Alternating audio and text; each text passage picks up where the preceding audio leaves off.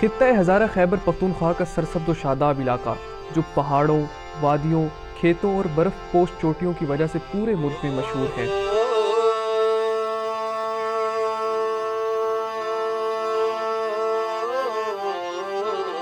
اس دیومالائی سرزمین پر ہندکو زبان ہزاروں سالوں سے بولی جا رہی ہے۔ دیکھو جی، یہ ہزارے وچ جڑی ہندکو زبان ہے یہ صرف ہزارے وچ بولی جلدی ہے صحیح۔ ویسے تو یہ پشور بھی ہے، کوہاٹ پچ بھی ہے، لیکن وہ پجی تروٹی دی ہے، مطلب اس طرح پوری ہندکو نہیں۔ اس طرح سب سے بڑا جو ثبوت ہے وہ ہے ہندکو بجارتاں، یعنی ہندکو بجارتاں اور کسی زبان وچ میرے سامنے نہیں آئی ہیں، سوائے وہ امیر خسرو دیو کہ مکرنیاں تو وہ ہیں بس،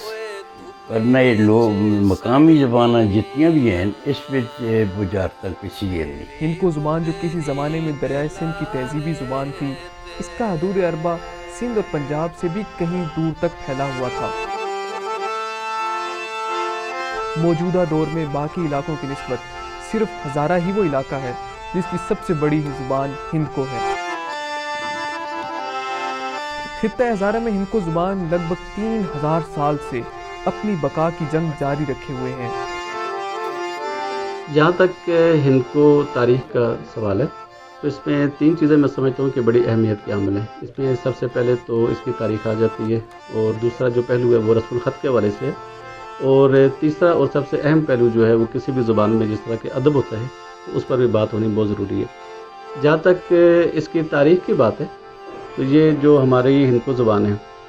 اس کی تاریخ اتنی ہی پرانی ہے جتنی کہ سنسکرت زبان کی ہے، جس کو ہم سنسکرت کہتے ہیں، لیکن عام طور پر لوگ اس کو سنسکرت بھی کہتے ہیں۔ ہندکو زبان کی قدامت کا اندازہ اس علاقے کے آثار قدیمہ سے ہوتا ہے۔ ایک زمانہ تھا جب یہ قدیم زبان خروشتی رسم الخط میں لکھی جاتی تھی۔ یہاں کے رہنے والے اس زبان کو خروشتی رسم الخط میں بآسانی لکھ اور پڑھ سکتے تھے۔ یہی وجہ تھی کہ خروشتی رسم الخط میں لکھے گئے کتبے جگہ جگہ نصب ملتے ہیں جن پر حکومتی احکامات تحریر ہیں۔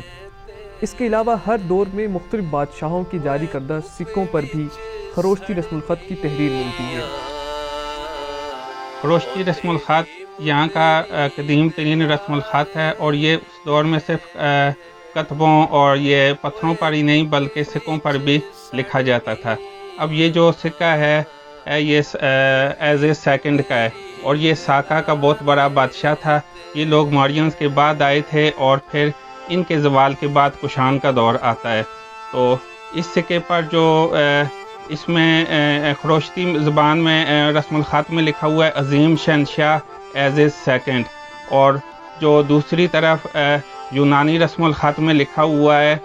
یہی جملے لکھے ہوئے ہیں عظیم شہنشاہ یا عظیم مہاراجہ ایز اے سیکنڈ، اور جو جس طرف یہ خروشتی میں لکھا ہوا ہے اس طرف یہ بدھ مت کا شیر بنا ہوا ہے، اور دوسری طرف جو ہے وہ بیل بنا ہوا ہے نندی، جو شیو سے منسوب ہے کیونکہ وہ رواداری کے طور پر ہندوؤں کے لیے وہ اس کے شبیہ بنائی گئی تھی۔ ہندوستان کی سرزمین ہمیشہ حملہ آوروں کی زد میں رہی۔ مختلف اقوام کے حملوں نے ہندوستان کی زمین کو تہوبالا کیا۔ بار بار کے حملوں نے کئی ثقافتی اور تہذیبی تبدیلیوں کو جنم دیا۔ جہاں کئی تاج پیروں تلے روندے گئے، وہاں ہندکو زبان بھی دست بردہ زمانہ کا شکار ہوئی۔ خروشتی رسم الخط اور اس کا ادب تباہ و برباد ہو گیا۔ پاکستان بننے سے پیشتر یہ زبان سینہ بسینہ چلتے لوک ادب سے مالا مال تھی۔ اس خطے میں مسلمانوں کی آمد کے بعد ہندکو زبان میں بہت سی لسانی تبدیلیاں آئیں، اور اسے شام مکھی یا عربی فارسی رسم الخط میں بھی لکھا جانے لگا۔ اس زبان میں اتنا سرمایہ موجود ہے اس ایک دور میں، لیکن ہوا یہ کہ جس طرح مطلب کہ وقت آگے گزرتا ہے اور بہت سی چیزیں ضائع ہو جاتی ہیں، تو ہندکو کی بہت سی چیزیں جو لکھی ہوئی تھی زمانہ قدیم میں وہ ہم تک نہیں پہنچ سکی۔ ہم تک جو واحد چیز پہنچی ہے وہ اس کا رسم الخط ہے، جس کو ہم خروشتی رسم الخط کہتے ہیں، جس کا تعلق قدیم تاریخ کے ساتھ ہے، اور اس کے کتبے جو ہیں وہ ٹیکسٹا میں موجود ہیں، اور پاکستان کے جو اور میوزیم ہیں اس میں بھی موجود ہے، جس میں صاف پتہ چلتا ہے کہ ہندکو زبان جو ہے یہ خروشتی رسم الخط میں لکھی جاتی رہی ہے۔ اور خروشتی رسم الخط ایسا نہیں تھا کہ صرف ہندکو کے لیے مخصوص تھا، اس میں سنسکرت زبان جو ہے وہ بھی لکھی گئی، اور اس میں اس دور کی جو پراکرتیں تھیں، مطلب کہ مختلف جو لوکل لینگویجز وہ بھی لکھی جاتی رہی ہیں اس میں۔ لغت نہ صرف کسی زبان کی بنیاد بنتی ہے بلکہ آنے والی نسلوں کے لیے الفاظ، محاورات اور ضرب الامثال محفوظ کرتی ہے، اور وہ لوک دانش جو صدیوں پرانی نسلوں کے تجربات کا حاصل ہوتا ہے اسے آئندہ آنے والی نسلوں کو منتقل کرتی ہے۔ ہند کو لغت تحریر کرنے والے سلطان سکون اپنی اس محنت کے بارے میں کیا کہتے ہیں، آئیے دیکھیے۔ یہ ہند کو دی لغت ہے نا جی، یہ میں بڑی محنت کی ہے۔ یہ کوئی 5-6 دفعہ میں لکھی ہے دوبارہ، کیونکہ ایک دفعہ جدوں میں کھڑی ہے مقتدر اتنے ایک نام ہے بھول گیا، گورنر شاہی صاحب، وہ انہوں دیکھے نا میرے نال شعیب افریدی صاحب بھی گئے، میں نال کھڑے میں آئے میں کلا ہوں لگ پتہ نہیں گال کر رکھے گی نا، وہ پھر نال گئے تو ماں ذرا حوصلہ بھی ہویا، تو انہوں آخر دیکھ کے تھے نہیں یہ تو ہم سون کر بتا دیتے ہیں، ان کی گل تو ماں ذرا اچھی نہ لگی، لیکن بعد میں سوچا واقعی انہوں نے آخر ٹھیک ہے، انہوں نے آخر بھئی اس طرح لفظ ہو سون اگے واحد جمع ہو سی مؤنث مذکر لکھ سی، اس طرح تلفظ بھی لکھ سی تانجل کے لغت ہو سی۔ پھر موڑ کے میں آیا اور پھر نمے سر میں مطلب یہ شروع کی لکھنے سے بڑیاں دفعہ لکھے جی، ماں یاد بھی نہیں، کئی واریاں لکھے، ڈائریاں میریاں پڑھے دیاں یہ بینک دیاں ڈائریاں ہونی ہیں، وہ بہت ساری 8 کے 9 ڈائریاں، بس یہ ہے کہ محنت اس میں بہت کی تھی ہے جی، اللہ قبول کرے، اور میں یہی سمجھنا کہ اللہ تعالیٰ نے میرے کو یہ کام کے دے۔ کسی علاقائی زبان کو عالمی سطح پر متعارف کروانے میں اس کی شاعری اور دیگر نثری اصناف کی اہمیت سے انکار نہیں کیا جا سکتا، لیکن حقیقت یہ ہے کہ دور جدید میں ناول ایک ایسے صنف ہے جس کے بغیر کوئی زبان عالمی سطح پر خود کو نہیں منوا سکتی، یعنی دور حاضر میں کسی زبان کے مہذب ہونے کا سب سے بڑا ثبوت یہ ہے کہ اس میں کوئی ناول لکھا گیا ہے۔ اس عالمی معیار پر اترنے کے لیے بھی ہمارے مصنفین پیش ہیں۔ خطہ ہزارہ کی خوبصورت زبان ہند کو، جس کا تعلق دریائے سندھ سے ہے، یہ ہم سب جانتے ہیں کہ دریاؤں کے کنارے تہذیبیں پروان چڑھا کرتی تھی، اسی طرح دریائے سندھ کے کنارے جو زبان پروان چڑھی ہے وہ ہند کو ہے۔ اس کی میں زیادہ تفصیل میں نہیں جاتا، لیکن یہ سین جو ہے سندھ کا، یہی اصل میں بدل کے ہے کے ساتھ تبدیل ہوا اور یہ ہند بن گیا۔ اب اس زبان کی قدامت جو ہے وہ کوئی تقریباً 3-3.5 ہزار سال پہلے ہم بتاتے ہیں، یعنی جو ہمارے پاس کوئی آخری شواہد ہیں اس سے بھی قدیم زبان ہے یہ، اور اس خطے سے میں بولی جا رہی ہے، اور ہزارہ وہ خطہ ہے کہ جس میں اس وقت موجودہ ہندکو کا مرکز جو ہے وہ ہزارہ ہے۔ اب اس زبان میں جس کے متعلق ہم یہ کہتے ہیں کہ یہ خروشتی رسم الخط میں کسی زمانے میں لکھی جاتی رہی اور اس کے رسم الخط بدلتے رہے۔ ساتھ ساتھ میں یہ بھی بتا دوں کہ پاکستان بننے سے پہلے تک ہندو دیوناگری میں سے لکھتے تھے، سکھ گورکھ مکھی میں سے لکھتے تھے، اور مسلمان جو تھے وہ اسی اردو جیسے عربی فارسی لہجہ کہا جاتا ہے اس میں سے لکھا کرتے تھے۔ تو اس قدیم زبان میں بہت سا ادب تخلیق ہوا، شاعری بھی بہت زیادہ ہوئی، مختلف اصناف میں لکھا جاتا رہا، لیکن عالمی سطح پر کسی مہذب زبان، ہم اسے مہذب زبان کہتے ہیں کہ جس میں ناول موجود، آپ یہ سمجھ سکتے ہیں کہ ادبی حوالے سے اگر کسی زبان کا کوئی فخر ہے تو، یا کسی زبان کے ماتھے کا جھومر جو ہے وہ ناول ہے۔ یہ کبھی میں بڑے ٹائم سے محسوس کر رہا تھا کہ ہماری ہند کو جو ہے اس میں ابھی تک ناول نہیں لکھا گیا۔ تو میں چونکہ اردو میں بھی لکھتا ہوں، بہت سے احباب نے مجھے کہا، ہزارے کے احباب نے کہا، ہند کو بولنے والوں نے بھی کہا کہ آپ لکھتے ہو، آپ ناول لکھ رہے ہو تو آپ اسے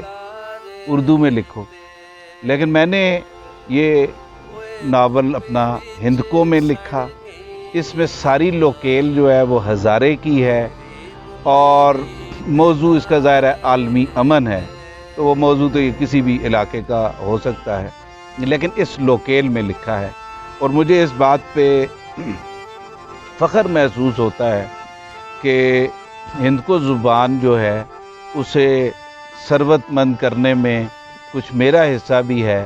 اور اس زبان کا پہلا ہندکو ناول جو ہے وہ میں نے تحریر کیا ہے۔ جس تیزی اور سنجیدگی سے ہندکو زبان فروغ پاتے ہوئے جدید دور کے ساتھ ہم آہنگ ہو رہی ہے اور زمانہ حال کے ذرائع ابلاغ کو استعمال کر رہی ہے، یقیناً اس سے ہندکو زبان اپنی بقا کی جنگ جیت جائے گی۔ اس ٹائم جڑی ایک اپنی ہندکو دی ویب سائٹ بنی دی ہے، وہ اس مستقبل مزید جڑا ہے نا مستحکم کرنے سے بڑا اہم کردار ادا کر رہی ہے۔ وہ کس طرح کہ بھئی اپنی ہندکو دے پلیٹ فارم تے، اپنی hindko.com دے پلیٹ فارم تے ترے چیزاں بہت اہم ہیں جڑیاں اس تو پہلے نہیں ہوئی دیں۔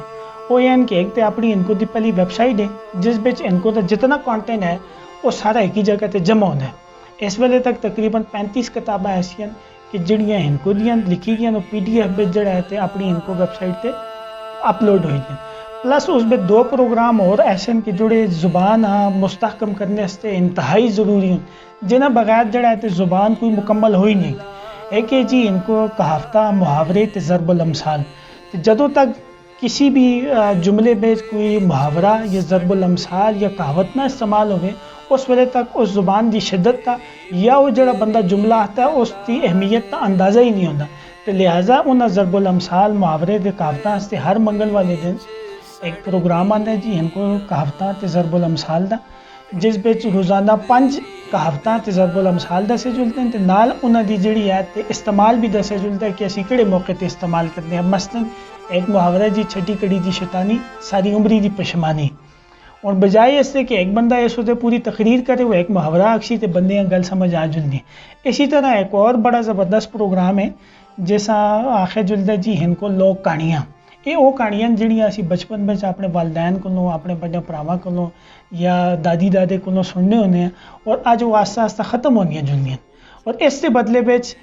اسی باقی جڑیاں چیزاں ہندکو دیاں آ رہی ہیں، گانے آ رہے ہیں یا دوسری تیسری چیزاں آ رہی ہیں، وہ بھی اپنی جگہ بڑی اہم ہیں، لیکن جدوں یہ چیز آتی ہے تو ہندکو بولنے والے لوگ ایک دم جڑا ہے نا اپنے کن کھلیر کرتے ہیں، تو اس چیزاں بڑا پسند بھی کرتے ہیں، اس چیزاں شیئر بھی کرتے ہیں، تو اس نال جڑا ہے موسیقی کو روح کی غذا کہا جاتا ہے۔ کسی بھی زبان کو لوگوں کے دلوں میں اتارنے میں اس زبان کی موسیقی اور گائیکی اہم کردار ادا کرتی ہے۔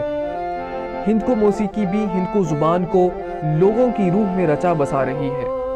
ہندکو شاعری موسیقی کے لطیف پیرائے میں ہزارہ کے بسنے والوں میں اس زبان کی عزت کو بڑھا رہی ہے۔ چٹے چلے دی چاننی سرگی دیا تاریا، وہ سرگی دیا تاریا لو چادے میرا چھلا گمائے یو چادے۔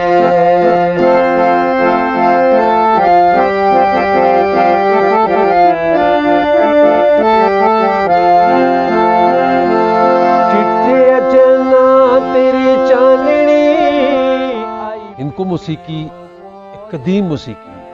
جس کا تاریخاں وچ ذکر ملتا ہے، اور سارے لوک گیتاں اس کا زیادہ ذکر ملتا ہے۔ سارے جتنے بھی لوک گیت ہیں یہ سالہ سال بہت پرانے موسیقی، اس طرح چٹے چنے دی چاندنی ہو گئی، نکا جہا موڑا پڑیاں نہ اتے گرام آئی، اس طریقے سے بہت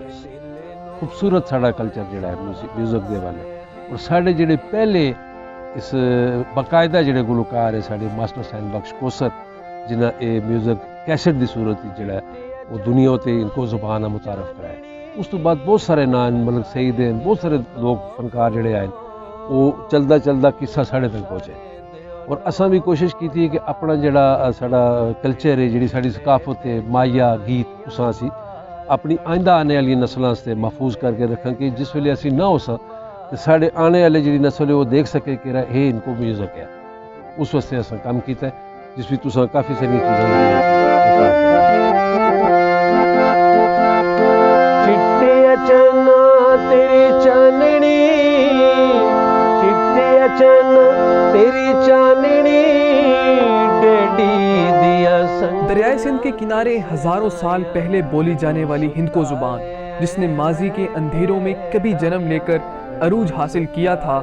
پھر تاریخ کے تغیر و تبدل کا شکار ہو کر انتہائی محدود علاقے تک سکڑ گئی تھی، ایک بار پھر نئی امید کے ساتھ روشن مستقبل کی طرف رواں دوا ہے۔